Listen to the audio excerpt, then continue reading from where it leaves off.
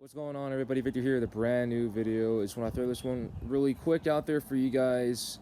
Another matchup that I'd like for the UFC to make would have to be Umar Nurmagomedov versus Cory Sandhagen. The only reason why I'm saying this is because both of these guys are supposed to fight about one or two different occasions, but both those times fell through. But I do believe that this fight is going to happen in the future because Umar needs a big fight. He's an undefeated fighter coming out of Dagestan. He is an Nurmagomedov. He is Khabib Nurmagomedov's cousin. He's trying to live up to the family legacy while he's trying to make his own legacy at the same time in the UFC bantamweight division. He still needs to fight a top contender within that's ranked 1 through 5 or 1 through 7 at the max. And Cory Sandhagen is a guy that is willing to fight anyone or anything. He's one of those rare fighters that does not care about the rankings whatsoever. He only cares about staying active. He only wants to fight. He only wants to continue to keep the activity up. That way he can continue to make money and also keep himself relevant in the division as well.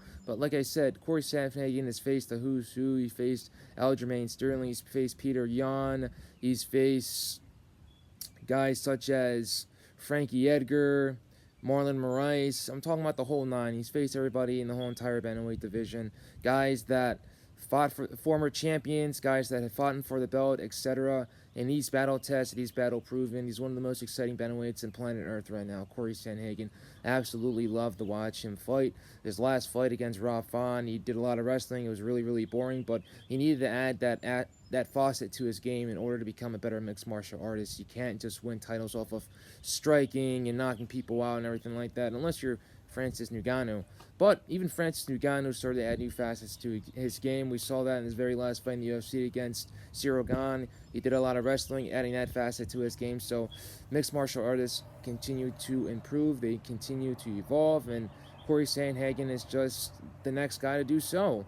And I'm glad he's doing it, because if he's going to fight Umar, he's going to need the wrestling. Umar is the full package. He's got the wrestling, he's got the sambo, he's got the submission skills, he's got the knockout power. He's knocked out a couple of his opponents in the past. In his last fight, he fought a Kazakhstan fighter, making his 1 week, 2 weeks notice to fight him, taking it on early notice, and that was his UFC debut as well. He ended up knocking Umar down in the first round and had him on skates. He had him in trouble, and Umar was able to regather his composure and eventually dominate that fight. But if you had a guy like that taking the fight on about a week's notice and knocking you down very early in the fight, imagine what Cory Sandhagen would most likely do to you.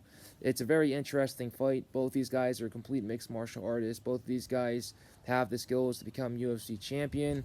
Cory Sandhagen fought for the championship, the interim belt against Peter Yan, and failed in that fight. But he's still a budding contender in the bantamweight division. He's still trying to get back into the title shot, and he's going to have to face someone such as an Umar Nurmagomedov, who has the skills, who has the name value, who can present a lot of problems within that top 5 to be able to inject himself back into the title picture. So this is a fight that I want to see really badly. Umar needs to fight a guy that is ranked between 1 and 7. He needs that win bad if he really wants to become a champion. He needs to be able to be more active within the division in order to get that title shot, but apparently guys are too scared to fight him, and Cory Sandhagen is the only one that's willing to put his name on the dotted line in order to fight this young Dagestani fighter.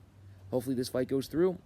And if we're going to pray to the MMA gods, to start praying to the MMA gods right now that this fight happens before the end of the summer. So I'm talking about August, September, around there. If it's going to be a lot earlier, I'd really love to see this fight happen on International Fight Week with that Conor McGregor versus Michael Chandler fight. That's finally going to happen. We'll see what happens, because we're about 2 months away, but that's just a fight that I want to see. It's a really good fight. It's an interesting fight. It's an exciting fight, not just for us, but for the MMA world as a whole. I appreciate you guys for watching this video. Stay safe, stay blessed. Take it easy, guys.